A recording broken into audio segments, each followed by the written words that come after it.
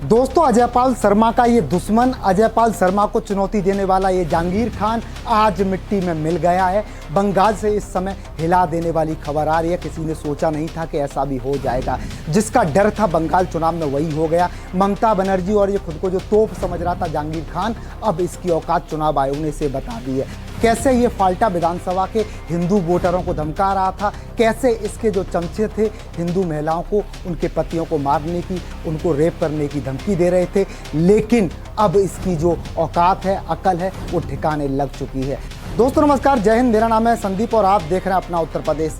अजयपाल शर्मा को ये जो जहांगीर खान है हल्के में ले रहा था, समझ नहीं पा रहा था। आज देखिए क्या हाल हो गया है। ये वही जहांगीर खान है जो फाल्टा विधानसभा में हिंदुओं को जाकर धमका रहा था।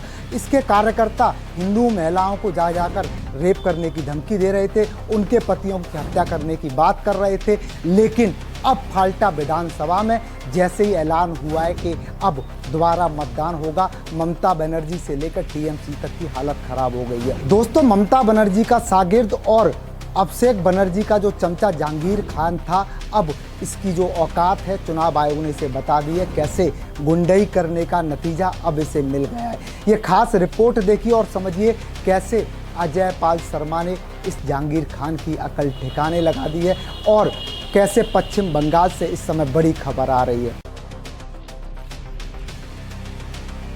हिंदुओं ने बंगाल पुलिस को घेरा, सीआरपीएफ ने संभाला मोर्चा, सवालों से भागे ममता दीदी के पुलिस वाले। रौद्र रूप में आए बंगाल के हिंदू। फाल्टा की सड़कों का नजारा देखकर ममता दीदी का बढ़ गया बीपी। जहांगीर खान की विधानसभा में फिर हो गया बवाल।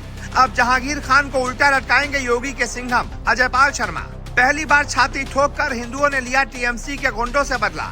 आज बंगाल की धरती पर वो हुआ है जो ममता बनर्जी के राज में सोच भी नहीं सकते थे। फाल्टा विधानसभा क्षेत्र दक्षिण 24 परगना, वही इलाका जहां टीएमसी का दबदबा माना जाता है, वही जहां आज हिंदुओं ने बंगाल पुलिस को घेर लिया। सड़कों पर नारे, धक्का मुक्की, पुलिस की सांसें फूल गईं और हालात ऐसे बने कि बंगाल पुलिस को सीआरपीएफ के जवानों के पीछे छुपना पड़ा। जी हाँ, वही बंगाल पुलिस जो कल तक हिंदुओं पर लाठीचार्ज कर रही थी, आज वही पुलिस वालों के सामने मुंह छुपाती फिर रही है। और सबसे बड़ा सवाल यही है कि क्या फाल्टा में हिंदुओं ने पहली बार छाती ठोककर टीएमसी के गुंडों से बदला ले लिया? और क्या अब योगी के सिंघम कहे जाने वाले आईपीएस अजयपाल शर्मा जहांगीर खान जैसे नेताओं को उल्टा लटकाने वाले हैं? फाल्टा में हालात बिगड़े कैसे? दरअसल चुनाव के बाद रीपोलिंग हो रही है। लोग वोट डालने पहुंचे, लेकिन आरोप यह है कि टीएमसी के गुंडों ने वोट डालने से उन्हें रोक दिया।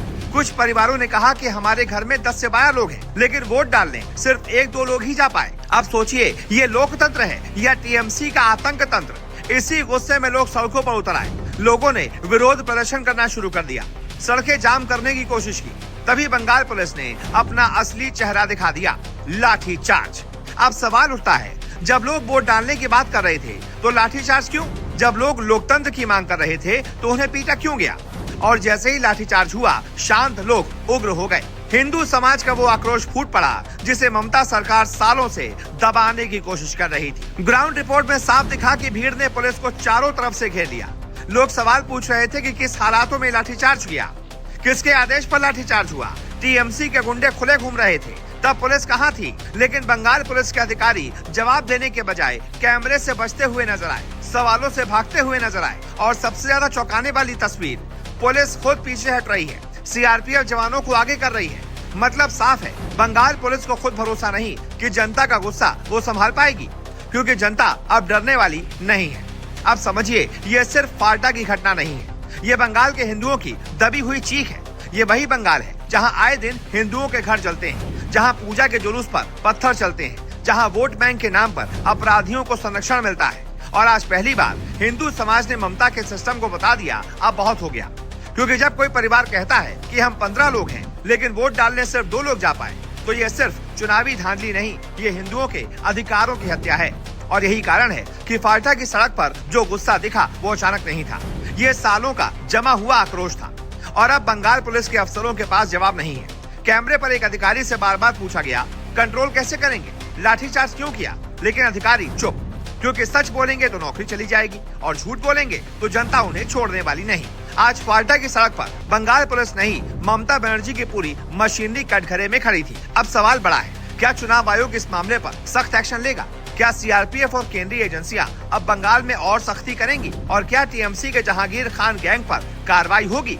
क्योंकि फाल्टा में जो हुआ वो सिर्फ बवाल नहीं था, वो एक चेतावनी थी। आज बंगाल पुलिस भागी है, कल टीएमसी के गुंडे भागेंगे और यही हाल रहा तो वो दिन भी दूर नहीं जब योगी के सिंघम कहे जाने वाले अफसर अजय पाल शर्मा जैसे लोग इन दंगाइयों और वोट लुटेरों को कानून का असली स्वाद चखाएंगे। फाल्टा की सड़कों पर हिंदुओं का रौद्र रूप, ममता दीदी का बढ़ता बीपी और बंगाल पुलिस की बेबसी ये साफ बता रही है कि अब बंगाल में खेल बदल रहा है। अब आपकी बारी है, आपको क्या लगता है, क्या ममता सरकार बंगाल में लोकतंत्र का गला घोट रही है? और क्या चुनाव आयोग को तुरंत टीएमसी पर कड़ी कार्रवाई करनी चाहिए?